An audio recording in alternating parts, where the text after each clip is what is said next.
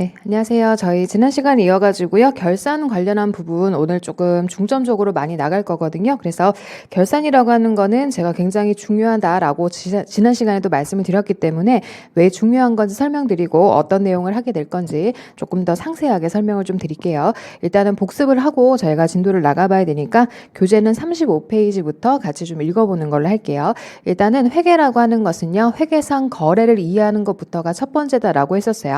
회계상 거래는 일상적인 거래와는 똑같지는 않습니다. 회계라는 거는 써서 표시하는 거기 때문에 자산과 부채, 수익과 비용의 변화가 있어야지만 장부에 쓸 수가 있어요. 그래서 회계상 거래라는 건 일상적 거래와는 조금 다르다라고 이해해 주셔야 되고요.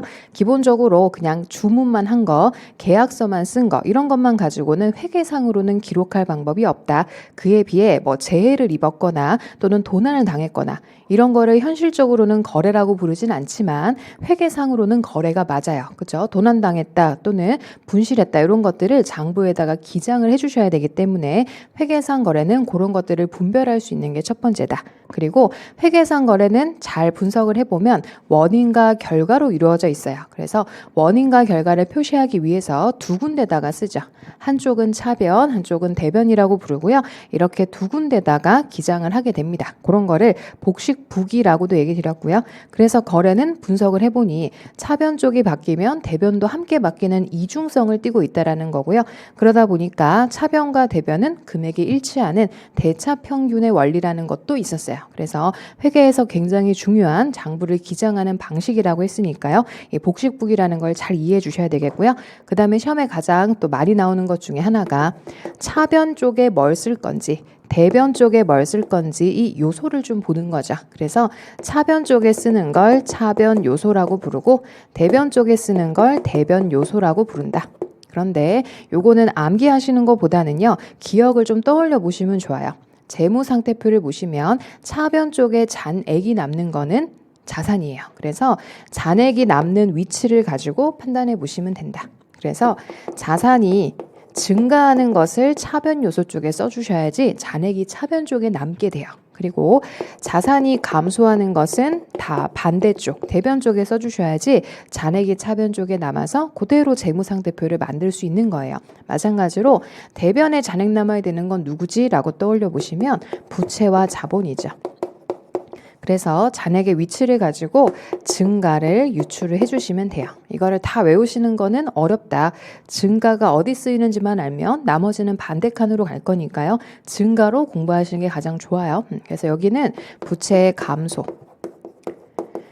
자본의 감소가 들어오는 자리라고 했고요. 그 다음에 비용, 그 다음에 수익은 대변 쪽에 잔액이 남습니다. 그래서 수익의 발생이라고 부르고요. 비용은 이쪽에다가 발생을 쓰죠. 발생이라고 해도 되고 증가라고 쓰셔도 돼요. 그래서 증가 또는 발생의 위치를 잘 확인해 보시면 이게 이제 우리 회계상 거래의 결합관계라고 보시면 돼요. 그래서 차변 요소가 바뀌면 대변 요소는 알아서 바뀌고 있는 거예요. 서로 이제 연결이 된다라고 해서 요거를 결합관계라고 부르죠. 시험에서 결합관계만 문제를 낸 적도 많아요. 그래서 차변 요소와 대변 요소에 뭐가 들어가는지를 확인해 보시고 서로 잘못된 결합관계가 시험 문제 나오면 지울 수 있으셔야죠. 예를 들어서 자본이 증가하려면 대변소액을 쓰셔야 되는데 차변 쪽에 자본의 증가라고 하면 그건 반드시 틀리는 거죠. 그래서 회계상 이 거래의 특성을 분석해 보면 이러한 결합관계로 구성되어 있어서 차변 요소끼리만 대변 요소끼리만 결합할 수는 없어요. 그래서 이게 굉장히 중요한 특징이니까 반드시 조금 미리미리 공부를 좀 해두셔라. 그 다음에 다음 장 넘겨보시면 이제 분계가 뭐고 전기가 뭔지라는 걸 얘기 드리면서 계정이라고 하는 것도 설명을 드렸어요. 우리 회계는 워낙 거래가 많기 때문에요. 증가하고 감소하는 것을 기록하기 위한 단위라는 게 필요합니다. 현금도 계정 과목이고요. 뭐 매출 채권도 그렇고 미수금도 그렇고 그래서 유사한 것끼리 뭉쳐가지고요. 이렇게 증감을 관리하기 위한 장소를 계정이라고 불러요. 제가 흔히 뭐 폴더를 만든다고 표현하거든요. 우리 폴더를 만들면 그 폴더 안에는 관련된 걸 다 집어넣는 거죠.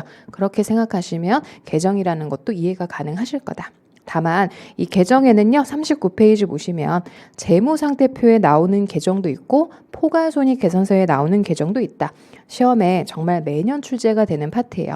재무상태표 하면 자산과 부채와 자본, 포괄손익계산서 하면 수익과 비용이기 때문에 각각 계정이 어디에 나오는지도 알고 계셔야 돼요. 그래서 재무상태표에 들어가는 자산 계정 눈으로 많이 보시면 다음번에는 자연스럽게 떠올리실 거니까 가능하면 노출 빈도를 좀 높이시는 게 좋습니다. 그 다음에 포괄손익계산서 계정은 저희가 수익 비용이라고도 부르는데요. 다른 이름 좀 아셔야 되겠죠? 요 재무상태표 계정 같은 경우는 회사가 올해 돈을 100만 원 가지고 있었다. 그러면 100만 원을 버리고 다음 연도로 가지 않고요. 100만 원을 그대로 들고 다음 연도 갑니다. 그래서 2월 계정이라고도 부른다. 시험 문제는 내시는 분 마음이기 때문에요. 재무상태표 계정으로 물어볼지 2월 계정으로 물어볼지는 모릅니다. 그래서 둘 다 같은 의미다라는 거고요. 그에 비해서 포괄손익 계산서 계정 같은 경우는 올해 번 돈은 올해 세금 내고 끝내면 되죠. 올해 번 돈을 다음 연도까지 끌고 그 돈에다가 계속 누계를 시켜나가면 번 돈이 계속 누계가 돼버리잖아요. 그래서 엄청난 문제점이 있다라고 했죠. 그래서 포괄손익계산서 계정은 그해 것만 집계하고 다음 기로 2월을 시키지를 않아요. 그래서 임시계정이라고도 부른다. 시험에 다 언급이 됐던 표현이니까요. 2월 계정, 임시 계정 요 이름도 반드시 필수적으로 외워두셔야 돼요. 그래서 계정 과목이라고 하는 것을 지금 다 외우실 거는 없는데 이런 것들이구나라고 눈으로 자주 읽어보실 필요는 있겠다. 그 다음에 이제 분계와 전기에 대한 얘기를 드렸죠. 분계라고 하는 것은 주소 정해주는 거, 전기는 뭔지 한번 전체적으로 다시 설명을 드릴게요. 자, 회계라고 하는 것은 일단 회계상 거래가 먼저 확인이 되면 요거를 차변 쪽과 대변 쪽에 무슨 이름을 쓰고 어떤 금액을 쓸 건지 주소 정해주는 걸 분계라고 했어요. 분계에서 이거 하죠. 차변과 대변에 뭘 쓰지? 어떤 금액을 쓰지라고 해서 여기다가 무슨 계정 과목, 여기다가 무슨 계정 과목 쓸까 정해주는 과정이에요. 그리고 분계한 거를 옮겨 적는 걸 전기라고 했죠. 자, 분계의 장점과 단점. 분계는 날짜별로 쓰는 거다. 그런데 기업이 날짜별로 써봐요. 1월 1일자만 해도요. 하루에 거래가 수백 건, 수천 건씩 나와요. 그러면 그 많은 거래를 이렇게 장수를 가지고 분계를 가지고 분석한다는 것은 너무 어려워. 그래서 나는 현금만 보고 싶은데 그러면 현금만 모아오면 되잖아요. 그래서 현금과 관계된 것만 모아가지고 이렇게 집계해 주는 걸 전기라고 표현해요. 그래서 현금이 어떻게 들어가고 어떻게 나갔는지를 이렇게 옮겨 적는 게 전기고 전기의 특징 얘기 드렸죠. 예를 들어서 1월 1일자에 현금이 10만 원이 들어왔는데요. 은행에서 돈을 빌리신 거예요. 그럼 생각해 보시면 현금이 10만 원 늘었다. 누구 때문에? 은행에서 돈 빌려서. 이런 식으로 회계상 거래는 원인과 결과, 인과관계라는 생각을 항상 하셔야 됩니다. 돈이 들어오는 것만 있는 건 아니잖아요. 돈이 왜 들어왔어? 그쵸? 우리가 내 주머니에 돈이 10만 원 있는데요. 왜 들어왔어? 라고 물어보면 그 이유를 답할 수 있어야 되는 거죠. 회계가 그런 거야. 그래서 현금이 들어왔다라는 사실만 단편적으로 보시면 회계가 너무 어려워요. 많은 분들이 돈이 들어왔다 이렇게만 생각하고 그냥 끝내요. 회계는 두 개를 같이 보셔야 되기 때문에 현금이 들어왔으면 그 이유가 있는 거예요. 그래서 1월 1일에 현금이 들어왔다 10만 원. 들어가는 자리 차변 쪽에 잔액이 남는 자산이니까 그렇죠. 자산은 증가를 차변에 감소를 대변해. 근데 현금이 10만 원 들어온 건 알겠는데 누구 때문이에요? 차입금 때문에. 그래서 전기는 이런 식으로 현금이 들어간 이유까지 앞에다가 같이 기술해 주시면 완벽하다. 이런 식으로 분계와 전기를 기업들은 매일매일 하고 있습니다. 그래서 분계의 가장 큰 특징은요. 일자별로 기록한다는 거예요. 날짜별로 기록하고 전기는 계정 과목별로 집계하죠. 요 현금이라는 계정 과목별로 집계를 한 거니까요. 그래서 모든 기업이 분계와 전기는 합니다. 그래서 필수 장부 2개 알려드렸죠. 그래서 필수적으로 반드시 기업들이 관리하는 장부를 필수 장부라고 부르는데요. 거기에 첫 번째 분계장. 그 다음에 전기한 거 모아놓은 것을 총 계정을 모아놓은 장부. 그래서 총 계정 원장이라고 불러요. 이런 것을 필수적으로 기업들은 가지고 있습니다. 그래서 여기까지 했었고요. 그 다음에 이제 다음 내용 연결해 볼게요. 자, 전기를 했으면 우리 요 상태로 재무제표 만드는 거 아니라고 했죠. 여기서 퍼펙트하게 다 잘 맞았어요. 그래도 뭔가 바로잡을 일이 있을 겁니다. 그래서 우선은 수정 전 시산표를 만들어 보죠. 혹시 내가 분계하고 전기한 거 실수한 거 없는 건가? 라고 오류를 점검하기 위함이다 라고 했고, 우리 이 시산표에 대해서 오해 얘기 드렸죠. 시산표 반드시 만드시는 거 아니에요. 괜히 분계 전기 다음에 나오니까 꼭 필요한 장본갑다라고 오해하실 수 있다. 이거는 필수는 아니고 있으면 좋고 뭐 굳이 안 만들어도 관계는 없는데 장점은 이거라고 했죠. 자산과 부채와 자본과 수익과 비용을 한눈에 볼 수 있는 거다. 그래서 한꺼번에 자산, 부채, 자본, 수익, 비용을 모두 검토할 수 있는 게 시산표의 가장 큰 장점입니다. 그런데 단점도 있죠. 이 시산표는요, 그냥 분계하고 전기한 걸 모은 거예요. 그러니까 분계 전기하는 과정에서 실수가 없었다면 오류를 발견할 수 없는 거죠. 대표적인 실수가 없는 게 금액이 맞는 거예요. 차변과 대변의 금액이 똑같아. 그러면 분계 전기 제대로 했나 보다. 금액이 맞네. 이런 식으로 확인하는 거죠. 그래서 합계를 가지고 비교할 수도 있고 잔액을 가지고 비교할 수도 있어요. 또는 합계 잔액을 동시에 확인할 수도 있죠. 이런 거를 우리가 시산표라고 부릅니다. 우리 요거 시험에서 올해도 빈출됐었고요. 자주 나와요. 발견 못하는 거. 그래서 이게 가장 키워드입니다. 시산표가 만능은 아니구나. 발견 못하는 것도 꽤 많아요. 그래서 누락, 아예 기록 자체를 누락한 거. 그 다음에 이중 기록. 똑같은 거 두 번 써도 금액이 같은 거 제가 지난 시간에 확인해 드렸죠. 이중 기록. 그 다음에 단순히 계정 과목 명만 틀린 거. 현금 써야 될 자리에 뭐 매출 채권을 썼거나 이렇게 해도 금액이 똑같으면 발견하기가 어렵다라고 했었어요. 그래서 이 친구가 만능은 아닙니다라고 했던 게 우리 지난 시간까지의 진도였습니다. 이 정도 저희가 했으면 진짜로 중요한 걸 엄청 많이 하신 거거든요. 회계는 여기까지 하실 수 있으면 진짜로 거의 1년을 거의 다 지난 거죠. 그래서 여기서부터 여기까지가 거의 1년 동안 내내 하는 일이기 때문에 시산표가 뭔지까지도 이해하셨으면은 굉장히 잘 이해를 하고 계시는 겁니다. 그래서 교재는 제가 어디까지 지금 복기를 쭉 했냐면 페이지는 저희 50페이지까지 해서 시산표 종류 얘기 드렸고 발견 안 되는 오류 요거 얘기를 쭉 드렸어요. 그래서 발견되는 거 안 되는 거를 다 외우시면 너무너무 좋겠지만 우리가 외울 게 상당히 많은 시험이잖아요. 그래서 발견이 안 되는 거 위주로 꼼꼼하게 정리하시면 좋겠습니다. 발견 안 되는 건 금액은 같겠네. 왼쪽 오른쪽에 금액은 같겠구나라고 판단해 보시면 충분히 분간하실 수 있을 거예요. 그래서 시산표라는 걸 만들고 나서 이제 오류가 없었다. 그럼 저희는 이제 중요한 걸 하러 가야죠. 자, 결산 수정 분계라고 하기도 하고요. 다른 이름으로는 기말 수정 분계라고도 표현해요. 같은 얘기예요. 결산 과정에서 뭔가를 바로잡는 거고요. 기말에 마지막에 뭔가를 바로잡는다라고 해서 결산 분계 또는 기말 수정 분계라고도 표현해요. 그러면 도대체 뭘 바로잡아야 됩니까? 라고 하는 걸 이제 설명을 드릴 겁니다. 자, 교재를 보시면요. 뭐 기말에 해야 될 거 되게 많아요. 그래서 52페이지 가보시면 뭐 자산에 관한 결산 정리라고 쓰여 있는데요. 요거는 나중에 여러분들 기본반이라는 과정이 있죠. 저희가 요건 기초 입문이고 그 다음에 기본반에 가시면 이거 다 해요. 그래서 지금 이걸 이해하는 거는 진짜로 불가능. 그래서 자산에 관한 결산 정리는 이 뒤에 회계처리를 다 배우셔야만 할 수 있기 때문에요. 요거는 나중에 정리를 하시면 되겠고요. 저희가 해야 될 거는 바로 2번이에요. 이거는 진짜로 시험에 너무너무 많이 나옵니다. 제가 지난 시간에도요. 제가 뭐 사무실을 하나 하는데 거기에는 직원들을 제가 뽑아요. 그러면 단순히 여기서부터 여기까지 하신 직원분과 결산까지 한 직원은 대우가 다르다고 말씀드렸잖아요. 그래서 결산이라는 건 굉장히 중요한데 이렇게 생각하시면 돼요. 우리가 그 세금 같은 거 내시죠. 세금에 민감하시잖아요. 세금이 제가 내요. 올해 2020년도. 그럼 생각해 보세요. 2020년도에 세금 내려면 어느 해의 세금만 가지고 어느 해에 번 돈만 가지고 내셔야 돼요. 2020년도에 번 것만 갖고 세금을 내야죠.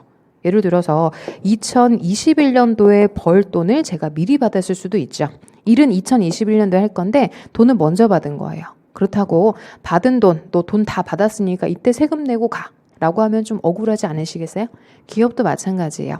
2020년도에 회계 기간이라는 걸 끝내려고 하는데 이 안에 다른 연도께 섞여 있는 거지. 그럼 저희는 어떻게 해야 돼요? 올해 거랑 다른 연도 거랑 구분을 해야죠. 그게 결산이에요. 그렇기 때문에 가장 중요한 건 그래서 올해 수익과 비용이 얼만데 라고 생각을 하시면 어려울 것도 없는 거예요. 올해 것만 가지고 세금을 내고 싶은 게 당연한 논리잖아요. 기업도 마찬가지예요. 올해 자기가 진짜 번 돈과 진짜 쓴 돈을 가지고 우리 재무제표를 만들어서 세상에 알려주고 싶은 거지. 다른 연도 것까지 다 끼워져 있는 걸 가지고 뭐 성과평가 받고 나중에 세금 내고 이러고 싶은 사람은 없을 거 아니에요. 그래서 이거예요. 분별한다고 생각하시면 돼요. 그래서 올해 거랑 다음 연도 거. 저희가 다음 연도를 회계에선 차악이라고 부르죠. 그래서 차악 있게 섞여 있으면 분리하자. 이게 가장 기본적인 논리예요. 그래서 손익에 관한 결산 정리라고 하면 제일 먼저 쓰실 거는 정확한 수익 비용이에요. 그래서 우리가 하는 거는 이거예요. 정확한 수익 비용 맞춰볼 거니까 괜히 이름이 어려워 보여서 되게 어려운가 보다라고 지레 겁먹으시는 파트가 여기예요. 그래서 결산 때 하는 게 이거다. 정확한 수익과 비용이다. 우리가 시험에서는요, 되게 푼돈 갖고 하거든요. 뭐 20만 원, 30만 원 갖고 하니까 그냥 다 하죠. 뭐 굳이 이렇게 쪼갤 필요가 있나요? 금액도 푼돈 같은데. 하지만 실무에서는 엄청나게 다르죠. 저희가 그 보험 같은 것도요. 우리야 이제 보험료를 2, 30만 원씩 내는 것도 부담스러울 수 있잖아요. 뭐 5, 60만 원 내시는 분들 잘 없죠. 근데 기업들은요. 보험료 같은 거 낼 때도 몇십억씩 내요. 그러면 되게 부담스럽지 않아요? 몇십억을 냈는데 그 몇십억 안에는 다음 연도 또는 그 다다음 연도 것까지 다 지불을 한 거라는 거예요. 그러면 나눠줘야죠. 그 큰 돈을. 그래서 수익과 비용의 대응이라는 관점에서 올해의 수익과 비용을 정확하게 맞추고 갈 겁니다. 그런 걸 결산이라고 불러요. 자, 밑줄 한번 그어볼게요. 53페이지의 첫 번째 줄 보시면 위에서 세 번째 줄 보시면 돼요. 우리가 하는 회계는 발생 기준 회계라는 거예요. 자, 요거부터 좀 설명드릴게요.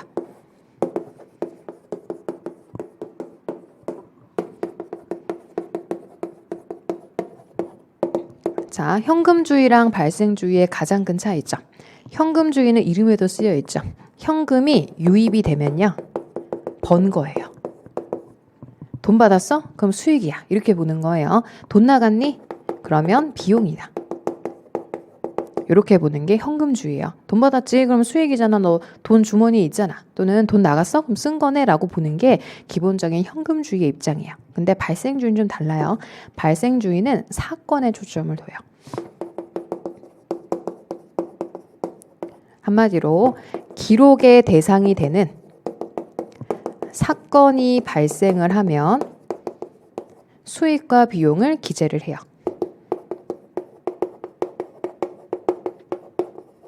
근데요, 기록의 대상이 되는 사건이 발생하지 않았으면 수익과 비용을 기록하지 않아요. 예를 들어서 우리 그 발생주의는 이런 특성이 있어요. 이자가 가장 대표적이에요.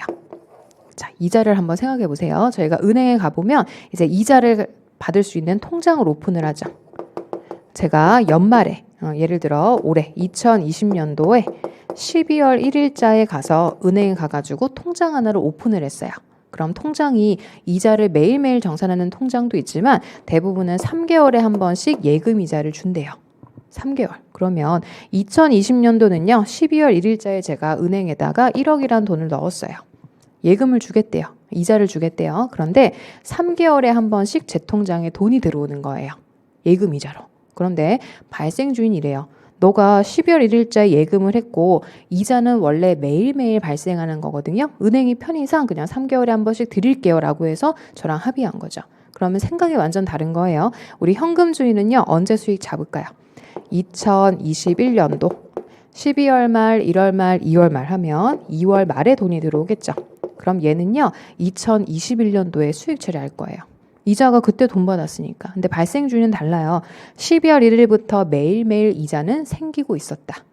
그렇잖아요. 그러면 저희는 12월 31일이라는 게 회계 마감일이에요. 그래서 한 달간 이자는 이미 발생했는데 왜 기록을 안 하는 거야? 이렇게 생각하는 게 발생주의예요. 그러면 완전 생각이 다르죠. 그래서 얘는 진짜로 돈 받았고 돈 나갔을 때 회계 처리하면 되지만 얘는 이런 걸 다 이제 생각을 해서 사건이 있었네? 그럼 기록을 해서 보여줘야겠다. 우리 주주채권자님들한테. 그래서 1억이라는 돈에서 한 달치의 이자가 지금 돈을 받지는 않았지만 있습니다라고 알려주는 거예요. 그래서 발생주의 가장 대표적인 게 요 이자 회계 처리 같은 거예요. 그래서 우리 회계는 이렇게 발생주의를 더 많이 사용을 합니다. 그래서 이게 경영자 성과를 평가하기도 낫고요. 회사가 이런 일을 했구나라고 이제 인과관계를 설명하기도 낫다는 얘기죠. 그래서 주로 이렇게 발생주의에 따른 뭔가를 할 거예요. 그래서 저희 회계 처리는요. 발생 사실에 기초해서 수익과 비용을 장부에 기록을 한다. 그래서 저희 현금 기준이 아니고요. 발생 기준 회계를 써요. 그렇기 때문에 이렇게 발생주의의 수익과 비용으로 수정해 주는 절차가 필요하다. 그래서 이런 거를 결산정리사항이다라고 부르네요. 1번, 2번, 3번이라고 해가지고 제목만 일단 밑줄을 긋고요. 하나씩 좀 설명드릴게요. 1번에 보시면 손익의 이연. 이연이란 단어는 아시죠? 뒤로 미룬다라고 쓰시면 돼요. 뒤로 미룸. 그 다음에 2번 손익의 발생. 요거는 이제 발생주의라는 거예요. 아까 보셨던 이자가 나올 거예요. 이자. 발생주의. 그 다음에 세 번째 소모품의 정리. 요것도 굉장히 재밌는 사례니까요. 1번부터 2번, 3번 다 하나하나씩의 시험 문제라고 생각하시고 천천히 한번 설명드릴게요. 제일 먼저 그 손익의 이연부터 설명드릴 겁니다. 자, 손익의 이연은 요거예요. 아까 얘기 드렸던 보험료 같은 거. 보험료, 저희가 보험료라고 하는 것을 대부분은 뭐 1년치를 선납하시는 분도 있고 몇 년치를 일시에 가입하시는 분들도 있어요. 그러면 그 보험료 안에는 여러 개의 기간이 섞여 있는 거죠. 그걸 저희는 다 가를 거예요. 그래서 손익의 이연은 이렇게 올해 건 얼마고 다음 연도 건 얼마야라고 가른다라고 생각하시면 돼요. 그래서 일단 기본적으로 문제를 먼저 좀 풀어보고 바로 이제 밑줄을 좀 그을게요. 시험에서 다 나왔던 사례니까 이 친구는 애석하게도 분개까지 할 수 있으셔야 돼요. 그래서 그 작은 글씨긴 하지만 53페이지 밑에서 한 5줄 올라가 보시면 X1년도 8월 1일 보이세요? 제가 거의 제 수업을 들으시면은 처음부터 끝까지 같은 얘기예요. 날짜 동글뱅이 하세요. 날짜 동글뱅이 하세요. 이 날짜가 시험에 당락을 가를 겁니다. 회계에서 가장 중요한 거는 날짜예요. 날짜. 왜냐하면 X1년도면 X1년도 12월 말까지만 들어가야 되거든요. 이게 경영자 성적표라고 여러 번 얘기 드렸죠. 경영자가요. 그 2년, 3년 단년 계약이에요. 경영자분들 되게 스트레스 많이 받는단 말이에요. 돈과 스트레스는 비례하겠죠. 그렇게 연봉을 많이 주면 스트레스도 많이 받을 수밖에 없어요. 그래서 이게 내 성적표라고 생각해 보세요. 8월 1일자면 그 날짜부터 12월 말까지만 가지고 올해 회계 기간을 마무리해서 성과평가 받으러 가야죠. 대충 하면 안 된다는 얘기예요. 그래서 이게 내 성적표라고 생각하시고 조금 이제 날짜에 민감하게 반응하실 필요가 있어요. 그래서 숫자가 굉장히 소액이지만 실무에선 엄청나게 큰 금액일 거다. 그래서 날짜에 항상 동글뱅이를 하세요. 지금부터 내내 같은 얘기를 할 거예요. 그래서 X1년도 8월 1일자에 건물을 임대하고요. 1년간 임대료 12,000원을 현금으로 받았대요. 결산일은 매년 12월 말이고 임대료는 월할로 적용한다. 자, 그러면 일단 가장 먼저 요거를 그림으로 한번 표현해 볼게요. 자, 요렇게 선을 한번 그어가지고 X1년도 8월 1일이래요. 요때 제가 돈을 받았어요. 그리고 임대 기간은 언제 끝나냐면요. 다음 연도 차기 7월 31일에 임대 기간이 끝나요. 그런데 요 사이에 12월 말이 들어가는 거예요. 그래서 요 사이에 X1년도 12월 31일이 들어가는 거죠. 여기까지가 우리 회계 기간이잖아요. 1월 1일부터 12월 말까지. 그러면 요거까지는 이제 X1년도의 몫이고요. 여기서부터는 X2년도 거예요. 근데 제가 돈을 얼마 받았냐면 12,000원을 지금 다 받았어요. 요때. 그래서 12,000원을 가지고 쪼개서 가져가자라는 얘기죠. 자, 12,000원인데요. 저희가 그 월로 나누어 보면 12개월로 나누어 보시면 매월 1,000원씩이 임대료였다는 얘기죠. 그럼 여기에는 8월 1일부터니까 요거 손으로 잘 꼽으셔야 돼요. 저도 아직까지 8월 말, 9월 말, 10월 말, 11월 말, 12월 말 이렇게 손으로 꼽아야 헷갈리는 거는. 그래서 5개월이에요. 여기는 7개월. 그래서 X1년도에는 수익이 얼마만 나오셔야 돼요. 5,000원만 나와야 되고요. 요 7,000원은 다음 연도 거예요. 그래서 7,000원으로 나누어서 올해는 5,000원만 들어가야 됩니다. 라는 게 일단 기본적인 그 테마예요. 그래서 잘 보니까 제가 X1년도 8월 1일자예요. 이렇게 한 거예요. 너 돈 받았지? 그러면 당연히 회계상 거래가 발생했고 분괴라는 걸 했을 거예요. 돈 얼마 받으셨어요? 12,000원. 내 주머니에 현금이 12,000원 들어왔죠. 그러면 현금이 증가한 거예요. 자산, 현금은 대표적인 자산이 12,000원 늘었죠. 왜 늘은 거야? 임대료 받은 건데요. 그래, 그러면 임대료 수익이라고 해서 제가 이렇게 12,000원을 쓴 거예요. 자, 회계 처리 틀린 거 전혀 없습니다. 돈을 왜 받았냐? 임대료 받은 건데요. 딱 맞죠? 12,000원도 맞고 시산표에서 절대 틀린 오류는 아니죠. 그래서 아무 문제 없이 그냥 마감하려고 했는데 보니까 날짜 8월 1일인데 그러면 올해는 5개월만 들어가야 되잖아요. 그런데 제가 모르고 수익을 12,000원 풀로 다 잡은 거예요. 잘못 들어가 있죠. 그러면 우리는 이 중에서 다음 기로 갈 거를 빼자. 그게 바로 이연이라는 뜻이에요. 그래서 요거 시험에 진짜로 최빈출입니다. X1년도 12월 말에 회계 처리 어떻게 해야 돼요? 라고 물어보면요. 천천히 하면 돼요. 자, 차변과 대변이라고 일단 써놓으시고 이 수익이 많잖아요. 우리는 5,000원만 올해 수익이라면서요. 그럼 수익을 줄여야 되겠죠. 수익을 줄이려면 차변에 쓰는 겁니다. 그대로 규칙대로 해보시면 임대료 수익에서 얼마를 없애야 돼요. 5,000원은 맞대니까요. 5,000원은 올해 게 맞고 아닌 것만 정리해야죠. 그래서 여기다가 7,000원을 쓰셔야 되겠다. 이거 이해됐으면 되신 거예요. 그래서 7,000원을 다음 기로 미루자. 자, 돈은 다 받았죠. 돈은 받았는데 이거는 다음 연도에 제가 일을 해줘야 될 몫입니다. 임대는 나중에 다 해줘야 되잖아요. 그렇죠? 그래서 돈을 먼저 받은 저의 선수 수익입니다. 자, 이름을 잘 분석을 해볼게요. 선수면 돈은 받은 거예요. 근데 이 수익은 다음 연도 수익이었던 거죠. 그래서 다음 연도 거를 미리 받아놓은 겁니다. 라고 해서 선수 수익이라고 불러요. 그래서 선수 수익은 부채예요. 부채. 이거 오해하시면 안 돼요. 와, 수익인데 왜 부채예요? 돈을 미리 받으면 기업 입장에서는 이걸 다 이행해야 되잖아요. 그래서 기업은 선수 수익을 부채라고 해석을 합니다. 일을 해주셔야 될 거 아니야. 돈만 먼저 받고 일은 안 해요. 그래서 돈은 이미 받았으니까 저는 일을 해줄 의무가 생기는 거죠. 그래서 선수 수익을 부채라고 부르고요. 이렇게 7,000원을 기재하시는 게 결산 수정 분계예요. 그래서 이렇게 요거를 단독으로 분계 한번 해보세요. 라고 해서 진짜로 많이 질문을 합니다. 그래서 이렇게 분계를 할 수 있도록 위에 그림 한번 그려보시고 차분히 하셨으면 좋겠어요. 이 일을 정말 시험 보기 직전까지 할 거거든요. 그러면 처음에 잘 정리하면 그 다음에 2번, 3번 고생 안 하셔도 되는데 처음에 그냥 대충 하세요. 아이 뭐 얼만 같다 이렇게 하고 그냥 넘기시면 다음번에 또 공부하셔야 돼요. 그래서 이렇게 그림 그려보시면 잘 이해가 되실까요? 그래서 5,000원은 맞지만 7,000원은 다음 연도 거니까 차기로 미룹시다. 라고 하는 게 이연이에요. 그래서 요거는 수익을 뒤로 미룬 거였어요. 그래서 선수 수익 하면은 부채, 선수 수익은 부채. 돈은 먼저 받았으니까 제가 일을 다 해줘야 될 의무가 생긴 거거든요. 그래서 선수 수익 부채 이렇게 좀 체크하시면 되겠습니다. 자, 요거요. 선수 수익을 써야 돼요. 선수 임대료를 써야 돼요. 아무 문제 없다라고 했어요.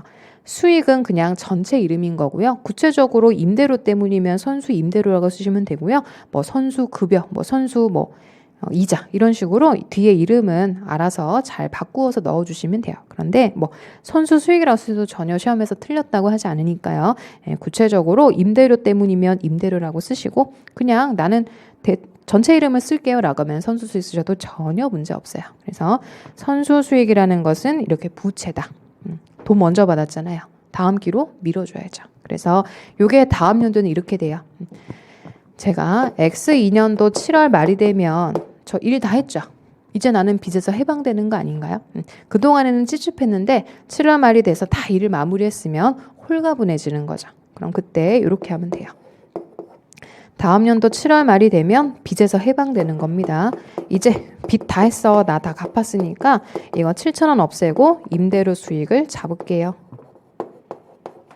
이렇게 함으로써 X1년도에는 5,000원의 수익, X2년도에는 7,000원의 수익이 나오게 됩니다. 그래서 참고로 여기 X2년도 것도 한번 필기해 두시면 도움이 좀 되실 것 같아요. 그래서 이렇게 나누어서 회계 처리하는 게 결산이에요. 제일 중요한 선수 수익이라는 계정 과목 설명드렸고요. 뒷장에 가보시면 그 54페이지 상단에도 이렇게 쓰여 있을 거예요. 일단 수익에서 5,000원은 올해 거고 7,000원은 다음 연도 것이다. 그래서 5,000원과 7,000원을 나누어 가지고 회계 처리하게 된다. 요게 이제 요지입니다. 그래서 상단에 있는 표는 이렇게 제가 설명드렸던 요 그림으로 이해하시면 더 좋을 것 같아요. 그러면 첫 번째로 저희가 수익의 이연이라는 걸 해봤고요. 같은 논리로 비용의 이연도 한번 해볼게요. 자, 비용의 대표적인 게 보험료라고 했어요. 보험료. 우리가 그 자동차 보험 가입 많이 해보시잖아요. 자동차 보험은 언제 가입하세요? 아침에 새해 첫날 가입하세요? 그런 사람이 어디 있어요? 1월 1일자에 그 새해에 가서 올해 1년짜리 보험료를 내겠습니다라고 하는 거는 거의 없고 대부분은 중간에 가입하시잖아요. 내가 올해 차를 뭐 9월 달에 샀대요. 9월 초에. 그러면 그날 이제 대부분 보험을 가입하고 1년치 보험 가입을 하죠. 그러면 그 보험은 어디부터 언제까지예요? 9월 1일부터 다음 연도 8월 말까지잖아요. 또 뭔가 섞여 있다는 느낌은 드시죠? 그래서 가르자. 그래서 읽어보시면 또 그런 얘기 나올 거예요. 날짜, 항상 날짜 좀 먼저 보겠습니다. 예라고 하는 파란색 글씨 위주로 좀 볼게요. X1년도 10월 1일. 10월 1일에 동그라미 잘 하시고요. 영업용 차량에 대한 1년치 보험료 12,000원을 현금으로 냈대요. 결산일은 매년 12월 말이며 보험료는 월로 계산을 한다. 월할이라는 얘기는 12,000원을 12개월로 나눠서 매월 1,000원씩 이렇게 보험료를 처리한다는 얘기예요. 근데 회사는 12,000원 일단 일시불로 낸 거죠. 그럼 요것도 그림으로 좀 표기해 보겠습니다. 자, X1년도 10월 1일이고요. 보험의 끝은 X2년도 9월 말입니다. 그런데 그 사이에 12월 31일이 이렇게 걸쳐 있는 거예요. 그래서 지금 12,000원 내긴 했지만 개월수로 나눠야 되겠죠. 여기까지는 X1년도지만 여기서부터는 X2년도거든요. 그래서 개월수로 또 써볼게요. 3개월은 올해가 맞고 단기가 맞는데 9개월은 차기예요. 차기. 그래서 저 12,000원을 한 번에 다 비용 처리하면 안 되겠죠. 기가 안 맞아요. 회계 기간이 안 맞기 때문에 X1년도 거는 3개월치만 비용으로 처리해야겠구나라고 생각하시면 돼요. 그럼 12,000원 쪼개봅시다. 12,000원을 여기에는 3,000원, 여기에는 9,000원이 나오도록 회계 처리해줘야죠. 그래서 분계부터 또 해볼게요. 자, X1년도 10월 1일자에 우리는 이렇게 분계를 했을 거예요. 자, 이번에는 돈이 들어와요, 나가요? 돈이 나가죠? 그러면 현금이라는 자산이 감소하면 대변에 쓰는 겁니다. 현금을 12,000원 썼어요. 자, 돈 쓴 거 끝이 아니에요. 제가 그 사장님들도 그렇거든요. 돈 썼어. 한 20만 원 쓰셨대요. 어디 쓰시는 건데요? 물어보면 답을 하실 수 있어야 되는 거 아니에요? 그래서 제가 실무에 가서도 이런 일이 진짜 많아요. 사장님이 돈을 쓰고 벌고 하는 건 잘 아시는데 어디서 벌고 어디서 썼는지를 모르시는 분들이 있어요. 그러면 회계 입장에서 굉장히 답답한 거죠. 이것만 쓰고 좀 기다리고 있는 거예요. 사장님 돈을 썼으면 왜 썼는지 알려줘야죠. 그래야지 제가 그에 맞는 이름을 쓸 거 아니에요. 그래서 물어보면 이제 나 보험료 냈어. 그렇군요. 그러면 보험료 내셨구나 라고 해서 보험료라는 비용으로 12,000원을 쓰셨구나 이렇게 답변할 수 있어야죠. 그래서 이렇게 썼으면 아무 문제 없어요. 회계 처리가 잘못된 거 없고 보험료 12,000원, 현금 12,000원 금액도 같고 근데 문제가 하나 있네. 이 보험료가 1년치였던 거예요. 그럼 사장님 1년치였어요? 그러면 3개월은 올해 게 맞지만 다음 연도로 미뤄야 되겠죠. 그래서 자 분계 이번에도 요걸 잘 보시면 됩니다. 보험료가요 12,000원이라는 비용을 제가 모르고 다 올해 처리해놨죠. 그럼 뒤늦게 이제 조정해 주시면 돼요. 잘못된 것도 아니고 뒤늦게 이렇게 개월수를 맞추어서 정리해 주면 되죠. 그래서 어떻게 해야 될까요? 보험료를 줄여놔야죠. 그래서 보험료를 얼마를 줄여야 됩니까? 9,000원을 줄여야죠. 올해는 3,000원만 남아야 되니까. 그래서 제가 다음 기에 보험료를 먼저 처리한 게 있으니까 9,000원을 이렇게 없애고요. 여기다가 요 이름을 써요. 선급 비용 또는 선급 보험료 이렇게 9,000원을 씁니다. 자, 근데 생각해보세요. 저희가 보험료는 다 냈죠. 나 이미 12,000원 냈어요. 그러면 그 상대방 보험회사한테 나 보험 혜택 받을 수 있어요, 없어요? 당연히 받을 수 있지. 내가 이미 다 돈 대내서 떵떵거리는 거예요. 선급. 우리가 돈 먼저 선불로 내면 당당하지 않으세요? 예. 제가 항상 그런 얘기 하거든요. 돈을 선불로 내면 그 기간 동안은 저가 자유롭게 이용할 수 있는 거 아니에요? 예를 들어서 저희가 뭐 독서실 같은 거 가서 3개월 선불 냈어요. 그럼 3개월치 저 독서실 쓸 수 있는 거 아니에요? 마찬가지로 선급, 이미 돈은 다 냈기 때문에 이 선급 비용을 자산이라고 불러요. 이거는 내가 돈 다 냈으니까 이걸 누릴 수 있는 권리가 생기는 거죠. 자산이에요. 이거는 진짜 양보를 못한다고 제가 얘기하거든요. 선급 비용은 무조건 위에요. 자산이다, 자산이다, 자산이다라고 계속 얘기를 해주셔야 돼요. 이름이 비용자 붙어 있어가지고 되게 헷갈리시나 봐요. 그래서 내가 돈을 먼저 낸 비용이에요. 그렇기 때문에 저는 그 보험 혜택을 앞으로 9월 말까지 받을 수 있잖아요. 얼마나 권리가 있는 거예요. 그러면 당연히 이거는 저의 자산이다라고 읽으셔야 되겠죠. 그래서 요거 분계, 요거 단독으로 상당히 빈출입니다. 그래서 이런 식으로 분계를 할 수 있도록 대비하시면 되고요. 그럼 다음 연도 이렇게 되지 않겠어요? X2년도 9월 말이 되면 이제 저는 보험 기간이 다 끝난 거예요. 아, 그동안 권리 있던 거 사라진 거죠. 아, 나 9개월간 당당하게 이제 권리를 다 받았고 이제 또 그 권리를 누리고 싶으면 돈 또 내셔야죠. 그래서 이거 다 써먹었다. 이제 나 그 돈 낸 거 다 썼네. 9,000원 이라고 하시고 이제 보험료라고 해서 이렇게 9,000원으로 기가 달라지게 된다라는 뜻이죠.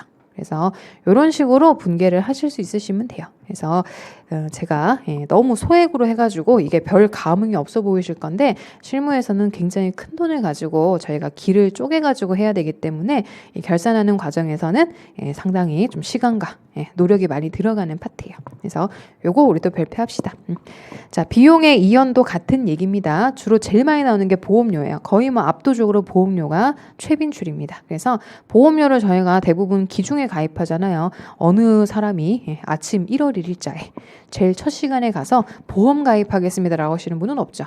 대부분 다 이렇게 중간에 가입을 해요. 그리고 보험료를 주로 선납하신단 말이에요. 자동차 보험도 그렇죠. 자동차 보험 1년치 선납하면 조금 더 싸게 해주시는데 그래서 이걸 자동차 보험료라고 생각하시고 아, 내가 언제 가입해서 언제까지 혜택을 받을 수 있는 보험이었지? 그런데 기가 걸쳐 있으면 올해는 요만큼이고 차기건 요만큼입니다라고 구분을 한 얘기예요. 그래서 읽어볼게요. 단기에 이미 지급한 비용 중에서 차기분에 속하는 금액은 결산일에 비용에서 차감을 해서 선급 비용이라고 해서 자산 계정에다가 기록을 해서 다음 기로 넘겨놔라. 아까 그 하단에 보시면 얘 보이시죠? 그래서 보험료와 그 선급보험료라고 하는 9,000원 요거 제가 지금 노란색으로 박스 묶은 거 있죠? 요게 시험 문제예요. 그래서 요거대로 이제 분개하실 수 있으시면 문제 한 문제 맞으실 수 있는 거예요. 근데 어렵게 생각하지 마시고 저는 이거부터 맞춘 거 보이세요? 보험료 9,000원 없애야지 올해 3,000원만 남는 거죠. 그래서 진짜로 제가 마지막에 이렇게까지 해요. 그냥 이것만 보시라. 이거 왼쪽 오른쪽 보시려면 너무 복잡하시면 이게 목적이다. 임대료 과하지 않니? 그리고 비용 너무 과하지 않아요? 그래서 딱 올해 필요한 것만 남기고 싶은 거니까 이렇게 해서 5,000원 되도록 이렇게 해서 3,000원 되도록 수정하시라는 얘기예요. 그래서 괜히 이거 막 차변 대변 다 안 떠오르신다고 모르겠다라고 하지 마시고요. 이게 포인트예요. 제가 지금 화살표로 매칭시켜 놓은 거. 그래서 그렇게만이라도 연습을 꼭 좀 해주셔야 됩니다. 진짜로 빈출이에요. 너무너무 많이 나와서 제가 더 말하기도 굉장히 부끄러운 파트예요. 그래서 이건 무조건 이렇게라도 해두셔라. 이런 게 이제 2연입니다. 2연. 그래서 다음 기로 미루는 거네 라고 이해해 주시면 될 것 같아요. 그러면 뒤쪽에 우리 비슷한 거 하나 있으니까 그것도 한번 대입을 좀 해볼게요. 교재는 61페이지 먼저 오셔가지고요. 10번 문제를 먼저 좀 풀어보려고요. 요것도 시험에 나왔었어요. 시험 기출문제예요. 그리고 요거랑 똑같죠. 상황부터 읽어볼게요. 주대한이라는 회사가 나오고요. X년도 10월 1일 항상 날짜 체크하는 연습을 지금부터 해요. 1년분 보험료래요. 12,000원을 현금으로 지급하면서 보험료로 회계 처리를 했다. 자, 질문이 뭐냐면요. 기말에 해야 될 분계 뭐야? 라고 저한테 물어봤어요. 이거 아까 문제랑 똑같죠? 그래서 기출문제였어요, 이것도. 그래서 12,000원이라는 돈을 우리가 3개월은 X 연도가 맞지만 9개월 치는 다음 연도 거잖아요. 차기 거. 그래서 12,000원을 이렇게 다 비용 처리하면 안 되는 거죠. 3,000원만 보험료가 나왔어야 되니까 과하네. 9,000원 다음 기로 미루자. 그래서 요거 9,000원이 대변 쪽에 들어가 있는 거를 골라내시면 돼요. 그래서 답이 2번이 될 수밖에 없는 문제죠. 그래서 이게 이제 시험에서도 이런 식으로 출제가 된다라는 사실이니까 질문 형태 한번 읽어보시고 요거 잘 이렇게 유추해 주시면 돼요. 요거 진짜로 끝날 때까지 할 거예요. 답은 2번입니다. 간단한 예제였죠. 그래서 항상 이게 결산 문제가 나오면 이런 식으로 한번 끊어서 어떤 식으로 보험료가 나와야 될지를 생각하고 그에 맞는 분계를 골라내시면 될 것 같아요. 이렇게 해서 우리 10번 문제가 이제 시험 문제에서 나왔던 형태니까 이렇게 시험에 나오는구나 라고 감 잡으시려고 말씀드린 거라서 같이 한번 풀어보시면 좋겠습니다. 이렇게 해가지고요. 이연이라는 걸 배웠어요. 수익과 비용을 다음 기로 미룬다. 요게 이연. 그래서 올해 정확한 수익과 비용만 가지고 재무제표 만들래요. 그래야지 난 덜 억울합니다. 우리 경영자님 돈 벌기 쉽지 않은 환경이잖아요. 그래서 이런 거 잘못 맞추면 굉장히 화나신단 말이에요. 그래서 이런 거 이제 자잘한 것들 이런 거 잘 마무리해 주셔서 이제 회계 처리를 잘 길을 맞춰준다라고 생각하시면 돼요. 그러면 다시 이제 본문으로 돌아오셔가지고요. 간단한 거 조금만 더 할게요. 교재 이제 54페이지 오시죠. 자, 요게 이제 이연이라고 해서 뒤로 미루는 걸 배워봤다면 이제는 발생주의라는 걸 좀 배워볼 거예요. 발생은 아까 어떤 얘기 드렸죠? 돈이 오고 가지 않아도 사건이 일어나면 기재해야지 이게 발생주의예요. 대표적인 거 이자. 제가 늘 얘기 드리거든요.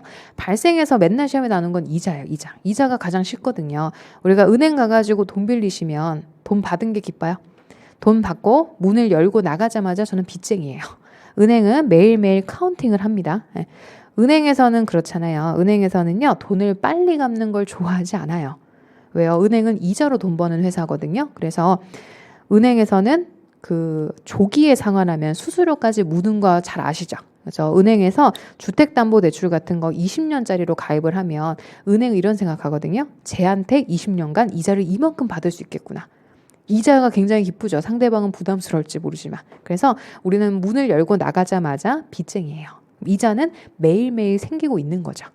돈만 1년에 한 번씩 또는 뭐 분기에 한 번씩 지급하시는 거지 이자는 매일매일이 기본이에요. 그래서 일할이 원칙이라고 하거든요. 그래서 은행에서 이제 돈을 받고 기쁜 마음으로 문을 열자마자 저는 이제 빚쟁이. 그래서 매일매일 이자를 생각하셔야 된다는 얘기죠. 그래서 제일 많이 얘기 드리는 게 이자예요, 이자. 회계와 그 다음에 이제 세법에서는 이거를 뭐 받은 걸로 가긴 하는데 우리 회계는 이자는 매일매일이다라는 것이 기본이에요. 그래서 이자는 매일매일 그러면 그런 내용으로 읽어보시면 문제 잘 푸실 수 있을 겁니다.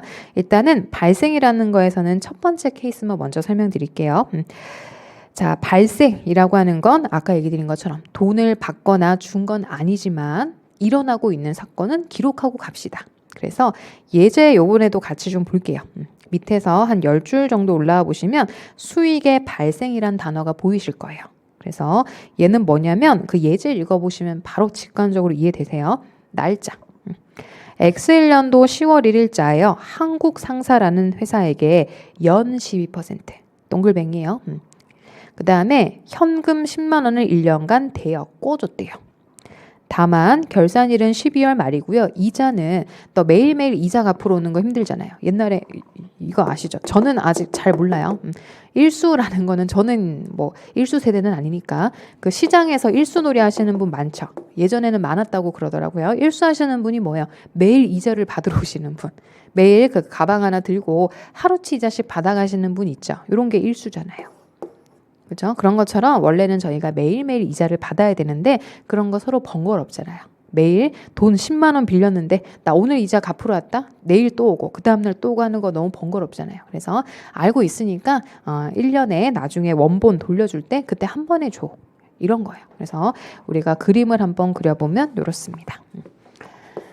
자, 이번에도 X1년도 10월 1일자예요. 제가 친구한테 돈을 10만 원 빌려줬고요. 그와 동시에 이자도 스타트를 끊어요. 10만 원 빌려줬잖아요. 이자는 요거에 대한 가치거든요. 시간에 대한 가치예요. 시간은 지금도 흐르고 있죠.